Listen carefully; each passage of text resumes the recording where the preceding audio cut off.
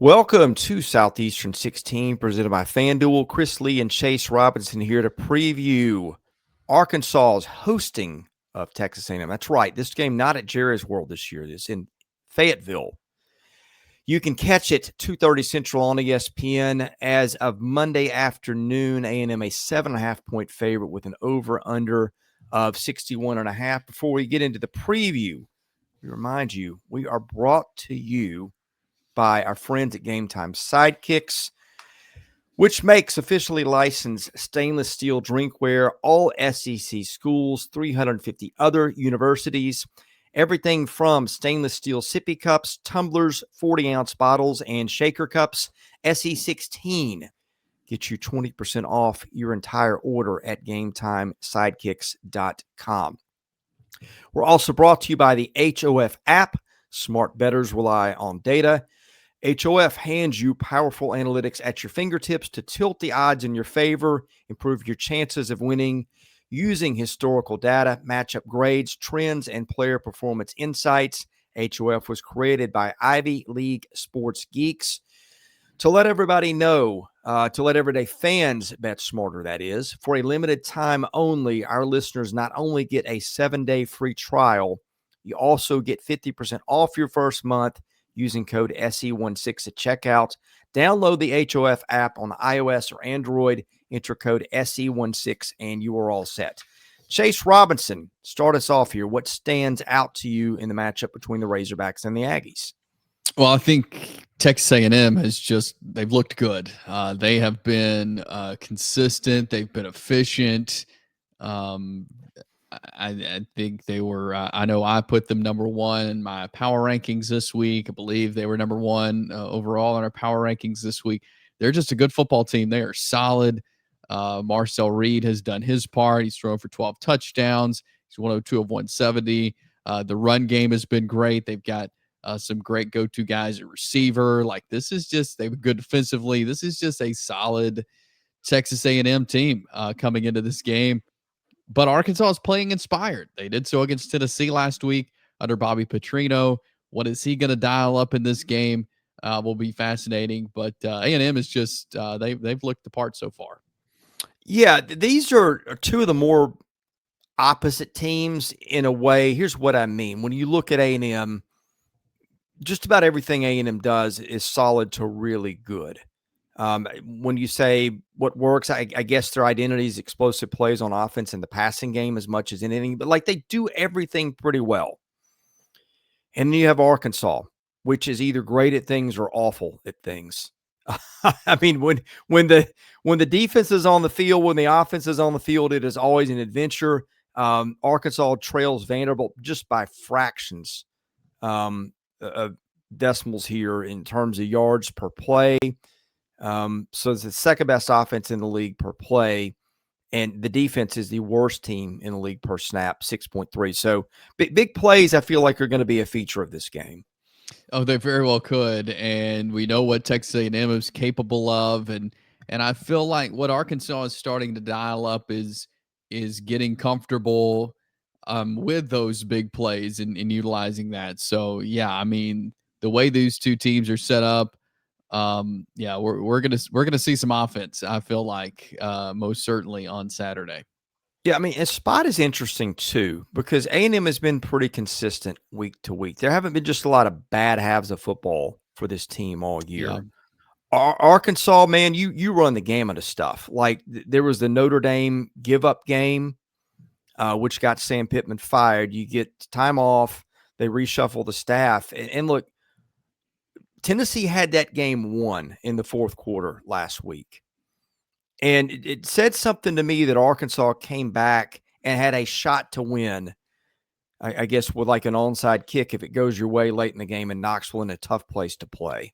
Yeah, most certainly. I mean, again, this is an Arkansas team that defensively has and that was a struggle last year, and it's been so again this year. They have not been able to stop anybody, and offense when it's on, like they're going to score. And like you mentioned, they had a chance to seal the deal Saturday if things go their way, and so like the offense, I feel like is at a point where you can't count them out, but defensively, they've still got a lot to prove, and they're going to have to prove a lot if they want to be in this one Saturday, because like I mentioned, Texas A&M has weapons all over this field that Arkansas is going to struggle slowing down.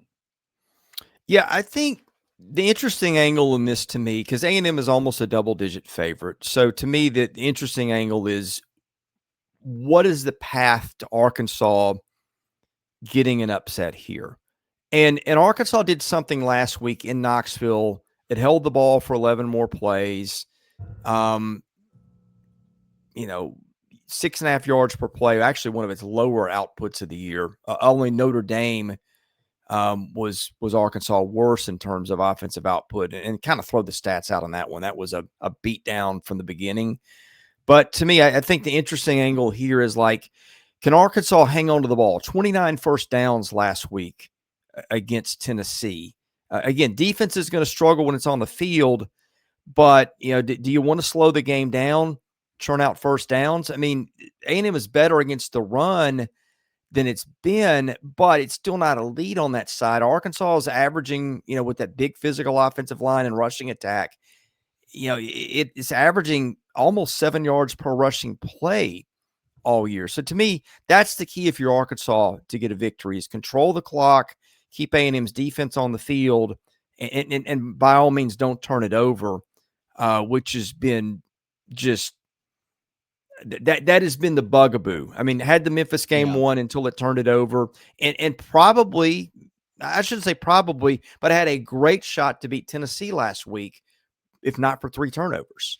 Yeah, and that's a killer, especially when you feel like they're doing enough at points to be in games, running the ball. Mike Washington, especially, get Taylor Green going. But yeah, when they're a team that they turn the ball over, and that's just a killer. Like they've got to be able to come back from that, which I think they've done a fairly good job of that. But yeah, they can't turn the ball over.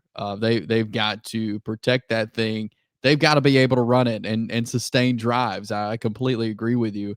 If they can just keep A&M's defense on the field, like you were saying, run them down, have long sustained drives, that will most certainly play into the favor of Arkansas. If they can just continue to run it, grind it out, that is definitely a recipe for success for Arkansas. Now, look, here's the problem with that script. If you're Arkansas, it is just you are getting gashed in the run game. On rushing plays, which take sacks out of it. Here's what Arkansas has given up in order from the opener to now: 206, 321, 221, 184, 179, 275. So your low watermark in there would be a buck 79 in a loss to Notre Dame, which threw the ball all over them. 641 yards of total offense, which is 4 something plus passing. Yeah, and that's a problem. So yeah, that's and you could see something like that be a factor in this game. Yeah. Now one thing, and like some of this has been Arkansas beating itself more, but A&M not a defense that forces a lot of turnovers. So again, if you're trying to take away the things that have been problems for Arkansas, this is not the worst team you could face in that regard. That is an excellent point, because we haven't seen that a ton of them forcing turnovers. So maybe that plays in their hands, maybe not. But if you're A&M, you want to force turnovers. You want to get the football back. You don't want Arkansas to be able to grind it out. And for a turnover-prone team as Arkansas can be, that's got to be in the game plan for A&M. Yeah, now A&M does have 18 sacks. The sacks are a lot of time what generates turnovers. So there's a path there, but that's just not what they've been. Chase, I'm ready for picks unless you've got something else. No, I'm ready for picks too. Well, let's start with you. Yeah, I think A&M wins this game. It's in Arkansas, and again, the Hogs are playing more inspired, but I don't trust them yet in a game like this to be able to go and win it. I think A&M is a very good team. They're a playoff team. I think A&M gets it done, continues their role. We're seeing some good things from A&M right now, and I just don't think Arkansas can slow them down. We haven't seen them yet defensively be able to do that. I think A&M rolls in this one. Yeah. Hey, look, there's a path to victory for Arkansas here. Throughout the Notre Dame game, again, which I think they quit, little bits that I saw, low mark on total offense for this team, 496. They can move the ball on anybody. But I think my analysis is pretty similar to yours. Like Arkansas is like the inverse of Auburn in some ways. Like Auburn's offense it's always something. With Arkansas, the defense, it's always something. Now, the other side of the ball is great. But it's the kind of always something part that it just found so many ways to lose that bugs me. A&M, that's not been at all. In fact, A&M found a way to win when things went against it late in South Bend. Ended up winning that game. And A&M's got one of the best 2 or 3 wins in the country with that win at Notre Dame. So that is something I mentioned earlier, Chase. A&M has been at home for all but one game so far, but that road game was Notre Dame. Week 2 of the season where really mattered for both teams. And frankly, Notre Dame's season still matters. But point is, we do have a little bit of history of A&M going on the road. And with you, to me, it's trust. Now, I think the interesting number to me is the over-under on this, which is, what are we looking at right now? It is 61 and a half. Yeah, I want to get your opinion on that, what kind of game it's going to be. Before we get there, though, Yearly Company is a Nashville-based jewelry brand built on tradition, designed for meaning. Each piece handcrafted from solid 14-karat gold and natural gemstones, made to measure for a perfect fit, backed by a lifetime guarantee. Every Yearly Company bangle is custom sized. Knowing your size is the most important first step before ordering. That is where the sizing kit comes in. It's the perfect place to start, especially for husbands who want to have sizes ready now. So shopping closer to the holidays is effortless. Code SE16KIT, SE16KIT, get you 100% off the sizing kit at checkout. Also brought to you by Rockform, the world's strongest magnetic phone case. Extreme protection, super strong magnets, rock-lock secure mounting. September is the busiest month of the year with the new iPhone release. SEC25 gets you 25% off. Hobie Dry Goods, your new favorite hat. Look no further than Hobie hats for high-quality headwear with a great fit. You can see my Titans hat here. I love it. Unique designs for plenty of schools here. Bad Beat, BADBEAT, BADBEAT, get you 15% off your entire order. Hovie, HOVI, drygoods.com. Chase, you got an opinion on the over-under here? I mean, I guess I may go the under on this. I think Texas A&M will score. I think that the way A&M's defense has been playing, who knows how much Arkansas will be able to score. So I may lean under in this one, and it may be right around that. That's interesting. I'm going the other way on this one. I mean, I don't think they'll have the total at half, but I could see it being that type of game, especially with the way both teams can just generate explosive plays, which has been a problem for Mike Elko's A&M teams at times. I just feel like Arkansas is kind of energized. With Bobby Petrino, it's going to play to its strengths. I feel like they're going to score on anybody. I'm going to go the other way. I think we'll see more points scored here. This might be a game where the loser has in the 40s, Chase. And it very well could be, yeah. And that would surprise me none.